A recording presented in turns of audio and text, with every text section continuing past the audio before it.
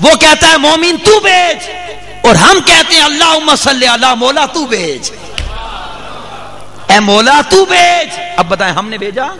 بولیے، جواب دیجیے، ہم نے بھیجا؟ بولیے نا بھائی، نہیں، ہم تو اسے کہہ دیتے ہیں مولا تو بھیج۔ اب سوال پیدا ہوتا ہے کہ ہمارے کام تو رد کرنے والا ہے وہ، اب سمجھیں یہ کیوں قبول ہے؟ اب ہے کسی کی جرت کہ اس کے کام کو رد کرے؟ اللہ اکبر۔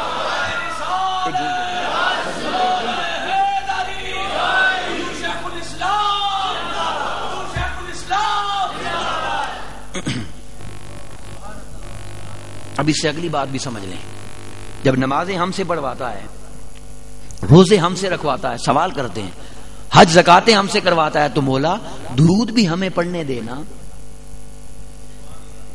درود بھی ہمیں پڑھنے دینا، نہیں پڑھنے دیتا، کیوں؟ سوال ہے۔ تو اس نے کہا اس لیے ایک ہی سبب ہے، بس ایک ہی سبب ہے، اور وہ سبب یہ ہے، وہ بتانا یہ چاہتا ہے کہ تجھے اجازت کیسے دے دوں، تجھے نہ محبوب کی عظمت کی خبر، نہ محبوب کے مقام سے شناسائی، نہ محبوب کے مقام و مرتبے کو سمجھ سکتا ہے، تو جب تو سمجھ نہیں سکتا تو بھیجنے کا سلیقہ کیا آئے گا تجھے؟ اس لیے تو نہ بھیج، جب دل چاہے ہمیں کہہ دیا کر، ہم جانتے ہیں محبوب کی شانیں کیا ہیں، ہم جانتے ہیں محبوب کی عظمت کیا ہے، ہم جانتے ہیں محبوب کو بھیجنا کیسے ہے، جب تو ہمیں کہہ دے گا تیری حاضری ہم خود لگوا دیا کریں گے، تیری حاضری ہم خود لگوا دیا کریں گے۔ پھر میں عشق کی طرف آنا چاہتا ہوں، پھر اس شاہ کی طرف آنا چاہتا ہوں۔ سنیں، بڑی خاص بات ہے، درود اللہ پر بھیجنا ہے، بولیے اللہ پر بھیجنا ہے یا حضور پر؟ حضور پر۔ تو اس نے ادھر کیوں نہیں جانے دیا؟ جانا ادھر تھا، اس نے کہا میری طرف آؤ، ادھر نہ جاؤ، مجھے کہو۔ اور ایمان سے سوچنے کبھی بیٹھ کر، جب کوئی گناہ کر لیتا ہے اور توبہ کرنے کے لیے مکہ کی طرف منہ کرتا ہے، تو وہ قرآن میں کہہ دیتا ہے وَلَوْ أَنَّهُمْ إِذْ ظَلَمُوا أَنفُسَهُمْ جَاءُوكَ، اور مکے آنے والے مدینے مڑ جا۔ اب مجھے تو سمجھ نہیں آ رہی بھائی، بولا حضور کی طرف جانا ہو تو تو اپنی طرف بلا لیتا ہے، تیری طرف جانا ہو تو تو ادھر بھیج دیتا ہے، کیوں؟ سیدی اعلی حضرت نے کہا او سمجھاؤں کہ میں تو مالک ہی کہوں گا، میں تو مالک ہی کہوں گا کہ ہو مالک کے حبیب، کہ نہیں محبوب و محب میں کوئی میرا تیرا، ہائے ہائے بخدا خدا کا یہی ہے درد، نہیں اور کوئی مفر مکر، جو وہاں سے ہو یہیں آ کے ہو، جو یہاں نہیں وہ وہاں نہیں۔ حضرات اللہ کی ذات جانتی ہے کہ ایک زمانہ ایسا آ جائے گا لوگ ادھر ادھر میں فرق کریں گے، لوگ ادھر ادھر کو جدا کریں گے۔ تو اس نے کہا کچھ انہیں بھی تو سمجھا دوں کہ کتنا جدا کرنا اور کیا حدیں رکھنا۔ اس نے کہا سنو، جب ادھر جانے کے لیے ادھر بلاتا ہوں اور ادھر کے لیے ادھر بھیجتا ہوں، تو پھر عقیدہ یہ بنانا کہ تم ذات خدا سے نہ جدا ہو نہ خدا ہو، تم ذات خدا سے نہ جدا ہو نہ خدا ہو، اللہ ہی کو معلوم ہے کیا جانیے کیا ہو۔ اب آپ سمجھ گئے یا نہیں بات؟ حضرات محترم اور آگے چلیے، یہ فلسفہ اس لیے بنایا ادھر ادھر کا کہ اس نے بتانا یہ تھا کہ ذاتوں کو ایک نہ کرنا، ذاتوں کو ایک، ذاتیں دو ہی ہیں، اللہ کی ذات اور اس کے محبوب کی ذات۔ تو پھر یہ کیا فلسفہ ہے؟ اس نے کہا فلسفہ یہ ہے کہ ذاتیں دو ہو کر بھی ہماری باتیں ایک ہی ہیں۔ قرآن کہاں سے سنا ہے؟ یہ بات شاید کسی کو سمجھ آئے، اس لیے میں تشریح کر دوں۔ اللہ سے کسی نے سنا ہے تو کھڑا ہو جائے، کلام رب کا ہے اور سنا زبان مصطفیٰ سے ہے صلی اللہ علیہ وسلم، اسی زبان سے حدیث سنی، اسی زبان سے قرآن سنا، تو پھر کیا فلسفہ ملا؟ ذات ایک کلام دو۔ آپ سمجھ گئے کیا نہیں؟ حضور کی ذات میں ہی اس کا کلام، تو فرمایا ہم ذاتیں دو ہیں کلام ایک ہے۔ آگے چلیں، ذاتیں دو ہیں حکم ایک ہے، ذاتیں دو ہیں بلاوا ایک ہے، ذاتیں دو ہیں، نافرمانی ایک ہے. ذاتیں دو ہیں، پیروی اور اطاعت ایک ہے. ذاتیں دو ہیں، ان کی رضا ایک ہے. ان کی رضا قرآن کی نص ہے، واللہ ورسولہ احق ان یردوہ. اب آپ کے لیے میں اس کا اردو ترجمہ کرتا ہوں، آپ مجھے بتائیے گا ترجمہ ٹھیک ہے یا غلط، گرامر کی روح سے. اللہ فرماتا ہے اللہ اور اس کا رسول صلی اللہ علیہ وسلم حقدار ہے، حقدار ہیں نہیں،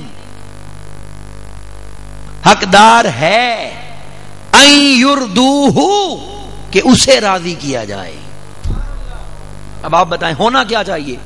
اللہ اور اس کا رسول حقدار ہیں کہ انہیں راضی کیا جائے، یہی ہونا چاہیے نا. اس نے کہا ذاتیں دو ہی رکھو، رضا ایک کر لو. اب اللہ سے بڑی کسی کو عربی آتی ہے تو بتا دے، فقہ اور صیغے کوئی سمجھتا ہے تو بتا دے. اللہ نے فرمایا ہاں اللہ اور اس کا رسول حقدار ہے کہ اسے راضی کیا جائے، کہ اللہ راضی ہوتا ہی اس سے ہے جس سے محمد مصطفیٰ راضی ہو جاتے ہیں. کیوں؟ سید اعلی حضرت آپ کے عشق پر قربان جائیں، آپ کے ایک ایک کلام کے نقطے پر قربان جائیں. فرماتے ہیں لوگوں خدا کی رضا چاہتے ہیں دو عالم. کہاں کا انکار کریں گے؟ خدا کی رضا چاہتے ہیں دو عالم، اور خدا چاہتا ہے رضا محمد صلی اللہ علیہ وسلم. ساری دنیا اللہ کو راضی کرنا چاہتی ہے، اور اللہ نے وعدہ کر دیا محبوب ہم تجھے راضی کر لیں گے، ہم تجھے. تو پھر برابری کیسی؟ آگے چلیں. اور یہ ایک بڑا خاص عالمانہ نقطہ ہے، سادہ لفظوں میں رکھتا ہوں. عربی زبان کا ایک اصول ہوتا ہے، عربی زبان کا، اور وہ اصول یہ ہوتا ہے کہ عربی زبان کا جو بھی جملہ ہوگا، جو بھی جملہ، وہ دو طرح کا ہوگا. یا جملہ فعلیہ، یہ لفظ مشکل ہے میں انتہائی آسان کروں گا، یا جملہ اسمیہ. فعل کہتے ہیں کام کو، کوئی بھی کام، اٹھنا بیٹھنا چلنا پھرنا کھانا پینا سونا، جو بھی کام. اور اسم کہتے ہیں نام کو. مشکل تو نہیں ہے نا؟ جو جملہ کام سے شروع ہو وہ فعلیہ ہوتا ہے، اور جو نام سے شروع ہو وہ اسمیہ ہوتا ہے. سادہ سی بات ہے. اور پھر ایک فرق آ جاتا ہے کہ جب جملہ فعلیہ ہوگا وہ کسی زمانے میں ہوگا، یا ماضی یا حال یا مستقبل. اور جب جملہ اسمیہ ہوگا پھر زمانہ کوئی نہیں رہے گا. پھر زمانہ، قرآن کی مثال الذی خلق سبع سماوات طباقا، خلق فعل بنانا، تخلیق کرنا، اس نے 7 آسمان بنائے. اب آپ بتائیں کیا روز بناتا ہے؟ بولیے، کیا 50-20 سال بعد بناتا ہے؟ نہیں، اس نے ایک ہی بار بنائے. خلق ماضی میں ہو گیا، نہ حال میں ہوا یہ کام نہ مستقبل میں. اب جملہ اسمیہ دیکھیں، اللہ نور السماوات والارض. اللہ اسم ہے، اسم جلالت. اللہ زمین و آسمان کا نور ہے. اب آپ بولیے گا 1000 سال پہلے نور تھا یا نہیں؟ بولیے آج ہے یا نہیں؟ 50,000 سال گزر جائیں نور ہوگا یا نہیں؟ آئی کوئی زمانے کی قید؟ اب میں اس کا ترجمہ کر دیتا ہوں. وہ جب سے ہے نور ہے، وہ جب تک رہے گا نور ہی رہے گا، نہ اس کی کوئی ابتدا نہ اس کی کوئی، وہ ہمیشہ نور ہے، وہ ہمیشہ ایک لمحہ نہیں رکتا. اب میں آپ کو بات کہتا ہوں، توجہ سے سن لیں. یہ جو آیت ہے نا درود و سلام والی، اللہ کی عزت کی قسم یہ جملہ فعلیہ نہیں ہے.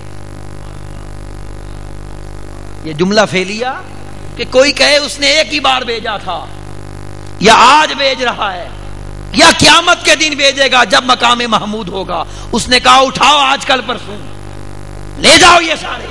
یہ جملہ اسمیہ ہے. میں جب سے ہوں بھیج رہا ہوں، میں جب تک رہوں گا اپنے محبوب پر درود بھیجتا ہی رہوں گا.